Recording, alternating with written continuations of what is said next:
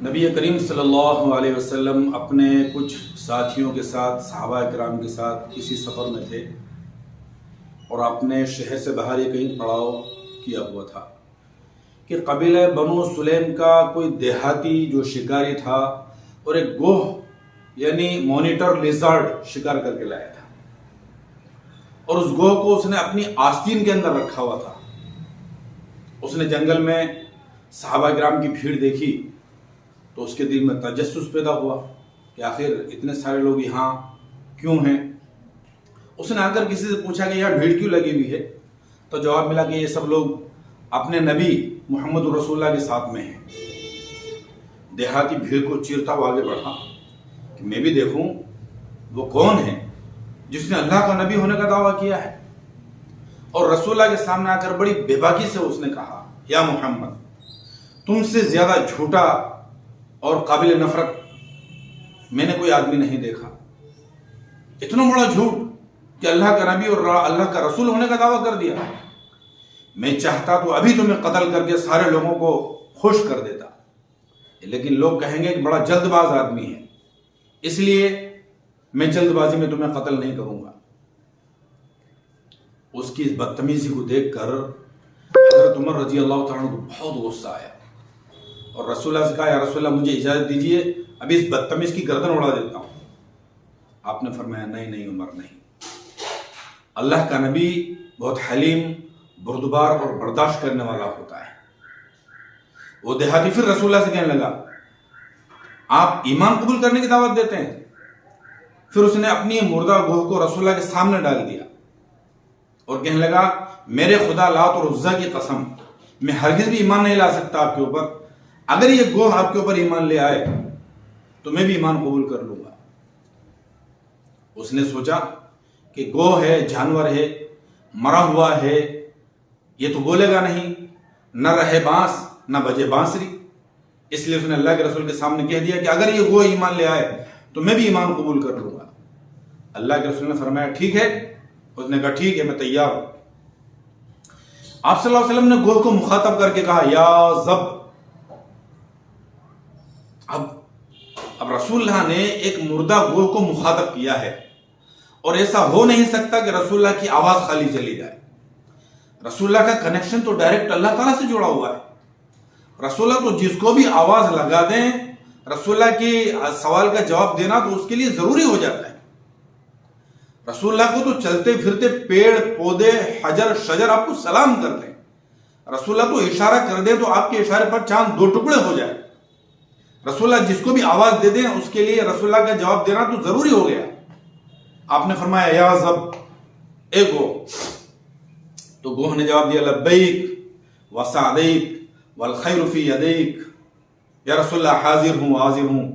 ساری دنیا کی سعادتیں تو یا رسول اللہ آپ کو ہی حاصل ہیں اور ساری دنیا کی بھلائیاں تو آپ کے ہاتھ میں ہیں یا رسول اللہ، میں حاضر ہوں یا رسول اللہ، فرمائیے۔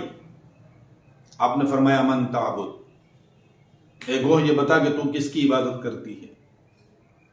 اس گوہ نے بڑا بہترین عربی کے اندر جواب دیا، ایسی عربی کے اندر کہ جتنے بھی کھڑے وہاں پر لوگ موجود ہیں وہ سارے کے سارے حاضرین اس کی آواز کو سن رہے ہیں اور سمجھ رہے ہیں کہ یہ گوہ کیا کہہ رہی ہے۔ اللہ کے رسول نے فرمایا من تعبد، بتا تو کس کی عبادت کرتی ہے۔ اس گوہ نے جواب دیا انا اعبد اللہ الذی فی السماء عرشہ وفی الارض سلطانہ وفی البحر سبیلہ وفی الجنۃ رحمتہ وفی النار عذابہ۔ میں اس پروردگار کی عبادت کرتی ہوں کہ آسمانوں کے اندر جس کا عرش ہے، زمین پر جس کی حکومت ہے، جنت میں جس کی رحمتیں ہیں، جہنم میں جس کا عذاب ہے، اور جس نے سمندر کے اندر راستے بنا رکھے ہیں، میں اس پروردگار کی عبادت کرتی ہوں۔ کتنا بہترین تعارف، اللہ کا انٹروڈکشن کروایا اس جانور نے۔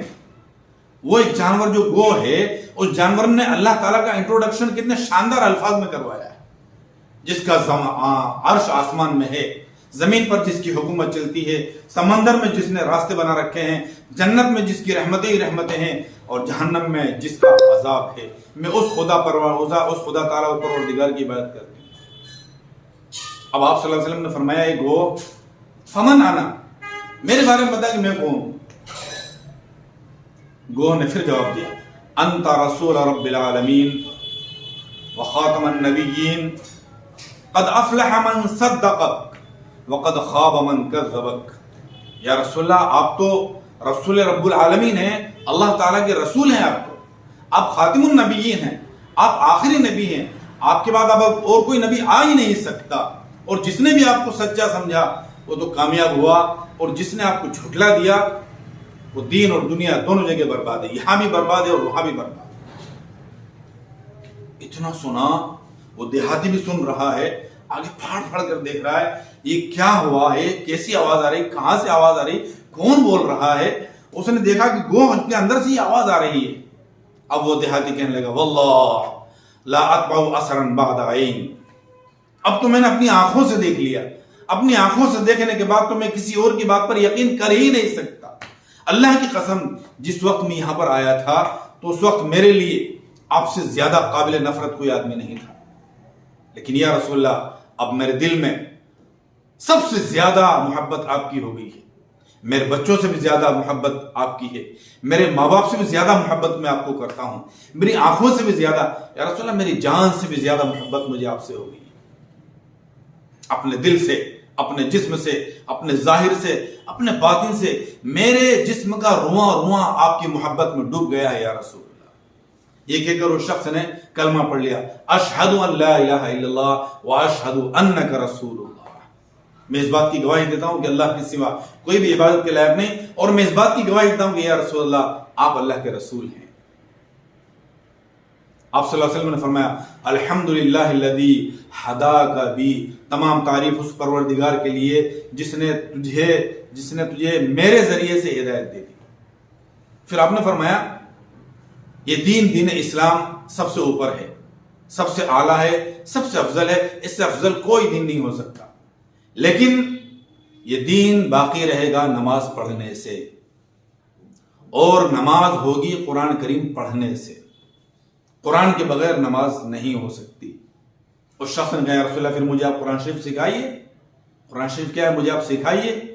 آپ صلی اللہ علیہ وسلم نے اس کو سورہ اخلاص قل هو اللہ احد اللہ الصمد لم یلد ولم یولد ولم یکن له کفوا احد، یہ سورت آپ صلی اللہ علیہ وسلم نے اس کو سکھائی.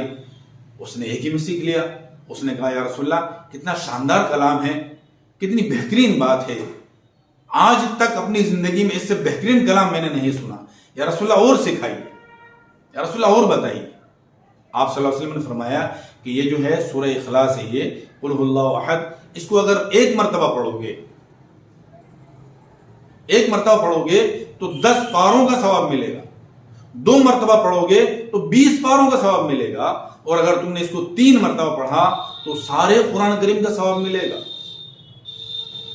وہ دیہات کہنے لگا او نعم الالہ الہنا، میرا پروردگار کتنا اچھا ہے، کتنا بہترین، کتنا اچھا پروردگار میرا رب کتنا اچھا ہے کہ تھوڑے سے کے اوپر اتنا زیادہ ثواب دیتا ہے.